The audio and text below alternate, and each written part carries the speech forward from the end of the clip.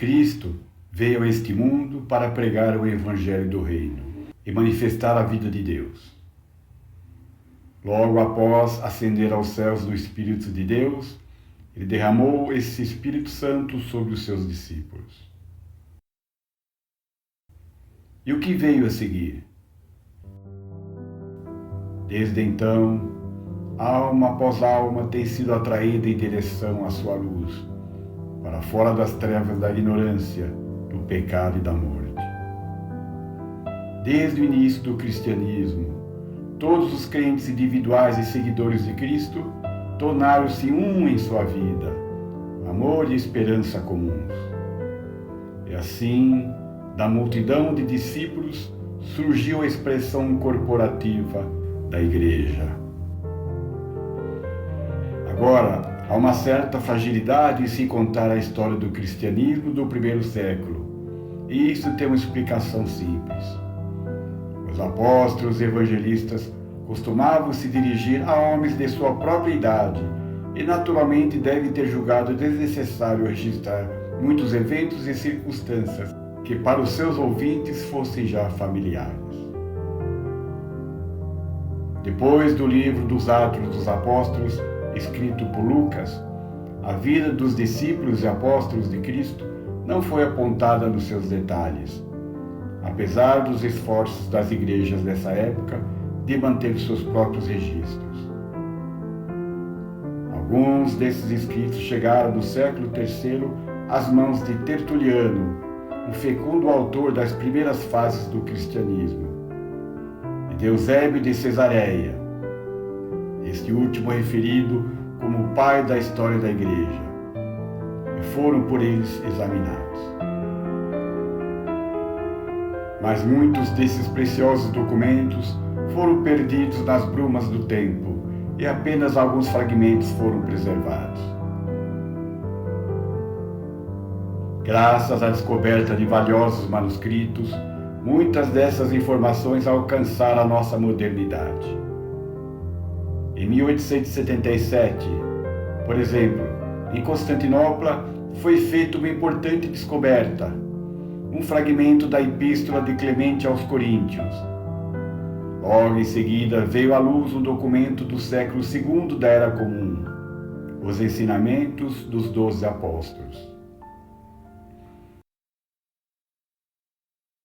Já antes do final do primeiro século, toda a cidade então pujante da Itália, da Grécia e províncias orientais haviam recebido a mensagem do Evangelho.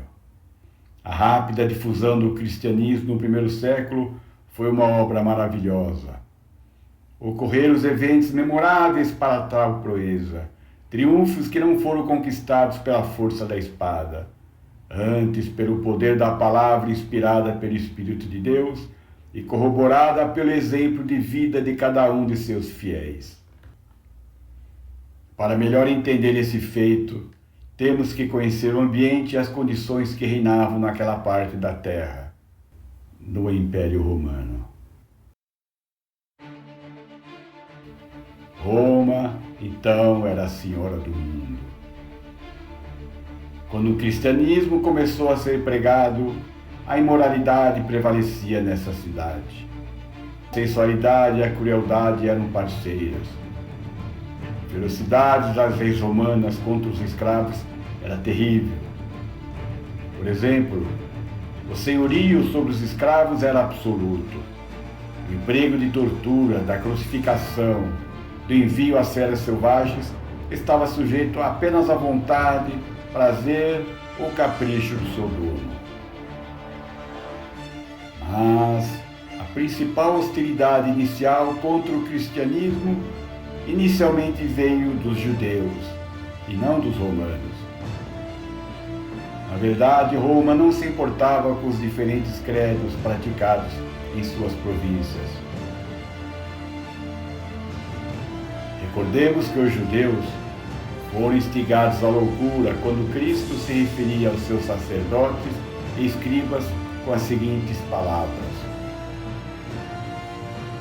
Ai de vós, escribas e fariseus hipócritas, pois que fechais aos homens o reino dos céus. Serpentes, Raça de víboras! Como escapareis da condenação do inferno? Essa era a linguagem corriqueira empregada a esses líderes religiosos, a quem os judeus dedicavam uma cega veneração. Essas maldições nunca foram esquecidas por eles. O Sinédrio, após lograr crucificar Jesus, dirigiu sua ira aos seus discípulos. Mandava enviados a várias nações para espalhar calúnias contra todos os cristãos. Também, durante os serviços nas sinagogas, amaldiçoavam todos aqueles que acreditavam no nome de Jesus.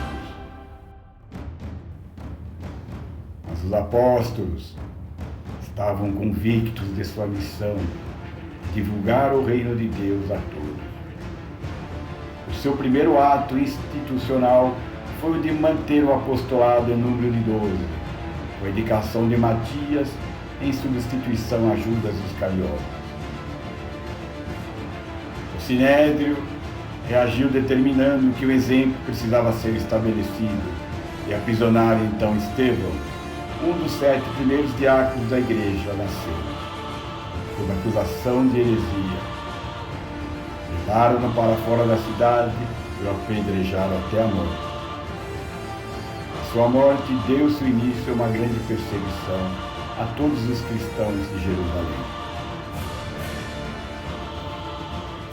De outra parte, muitos dos gentios se envergonhavam de seus ídolos e mostravam-se cansados da perversidade daqueles tempos, do estado de degradação da sua sociedade. Os gregos, os romanos e os asiáticos estavam mergulhados num abismo de iniquidades. Mas houve entre eles os que se revoltaram contra a opressão social manifesta no vício, na superstição e na sua crueldade.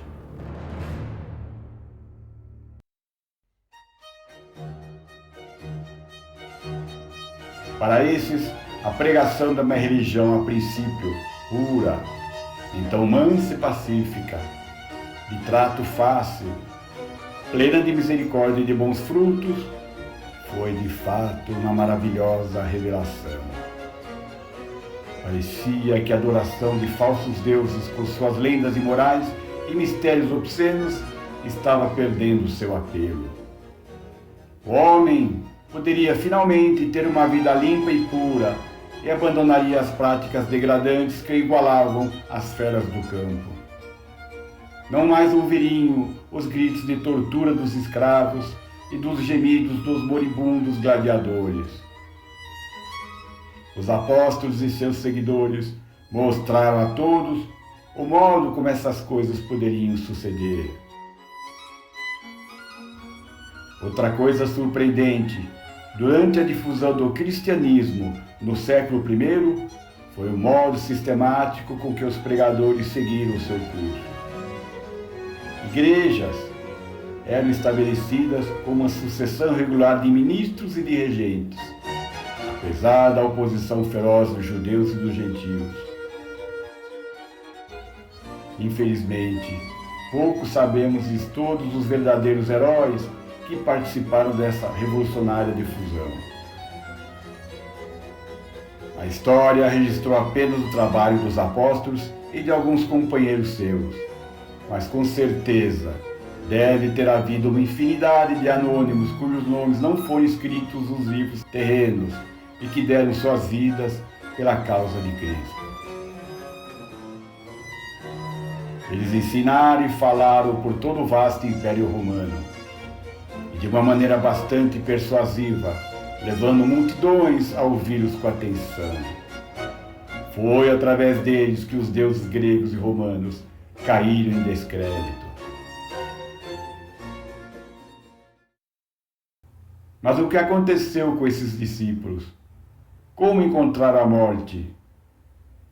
A maioria deles viajou longas distâncias para espalhar o evangelho do reino e morreram fazendo isso. Alguns deles sofrendo uma morte bastante horrível.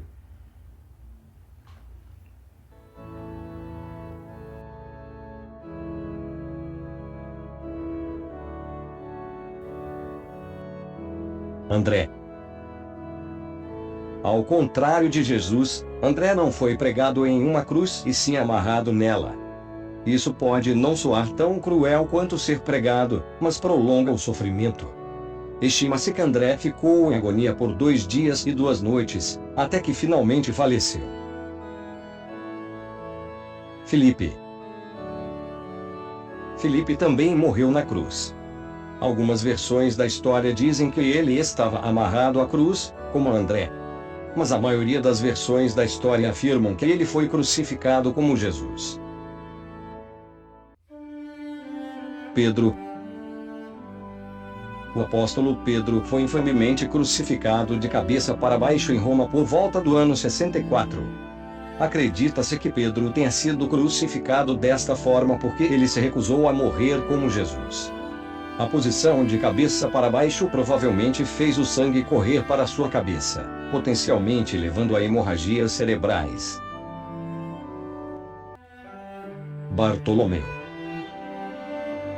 Bartolomeu fazia parte do círculo íntimo de Jesus, mas pouco se fala sobre ele na Bíblia. Diz a lenda que ele teve uma morte muito dolorosa. Este discípulo foi esfolado vivo. Realmente uma maneira tortuosa e extremamente dolorosa de morrer. Bartolomeu teria sido decapitado depois, mas provavelmente estava em choque com a tortura ou já inconsciente quando foi decapitado. Simão. Há algumas versões da morte de Simão, o Zelote, mas talvez a mais perturbadora o envolva sendo cerrado ao meio. Se este foi realmente o caso, é definitivamente uma maneira dolorosa e brutal de morrer. Mateus. Embora existam algumas versões diferentes sobre como Mateus morreu, a mais comum aponta que ele foi apunhalado até a morte. Esta é realmente uma morte dolorosa e potencialmente lenta, dependendo se a morte do discípulo foi por falência de órgãos ou perda de sangue. Tomé. Tomé viajou para fora do Império Romano em direção ao Oriente para espalhar o Evangelho. Ele acabou sendo assassinado na Índia.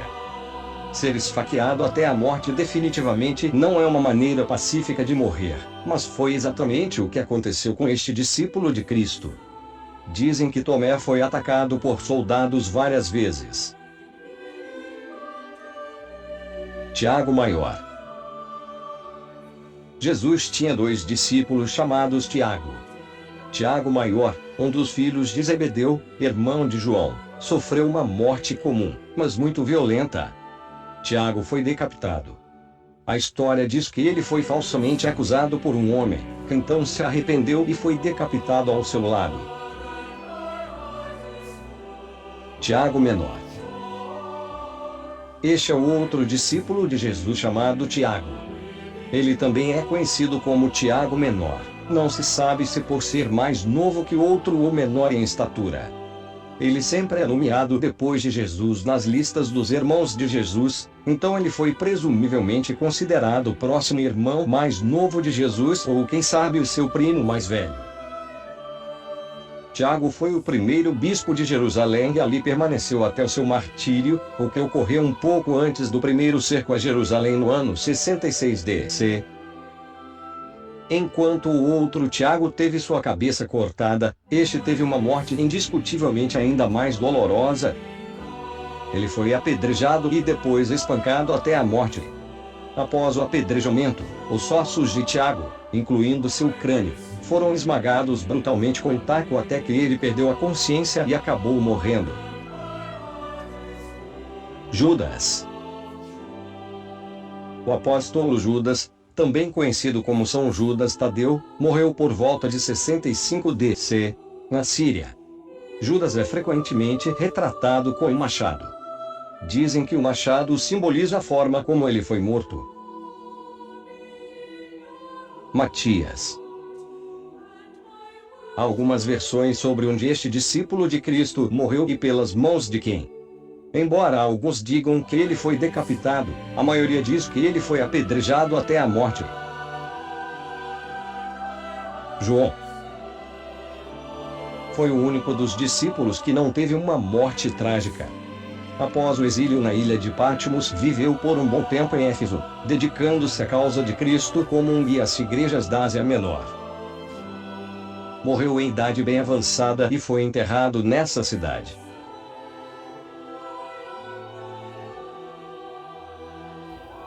Para finalizar, gostaríamos de falar um pouco sobre o apóstolo Paulo. Não foi discípulo diretamente de Cristo, mas foi o principal filósofo, teólogo do cristianismo. Sabemos pouco sobre o seu julgamento final, mas a tradição diz que, sendo cidadão romano, ele escapou da morte ignominiosa pela crucificação, reservada aos escravos e inimigos. Foi decapitado com um golpe de espada, um final misericordioso para toda a sua miséria humana. Sobre Paulo, Clemente, o bispo de Roma, no ano de 95 da Era Comum, transcreveu as seguintes palavras: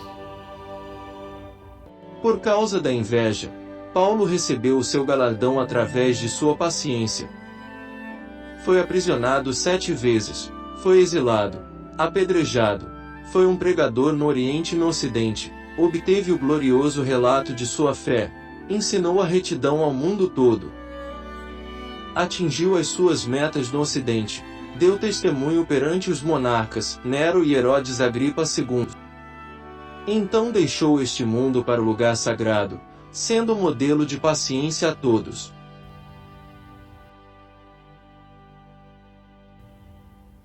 Grande parte dos discípulos de Jesus foi canonizada e tornaram-se santos em algumas igrejas cristãs. Como na parábola dos talentos, podemos dizer que todos os seus nomes foram benditos na terra, e quando a deixaram, deve ter ouvido do soberano as seguintes palavras: Bem está, servo bom e fiel. Entra no gozo do teu Senhor. Amém.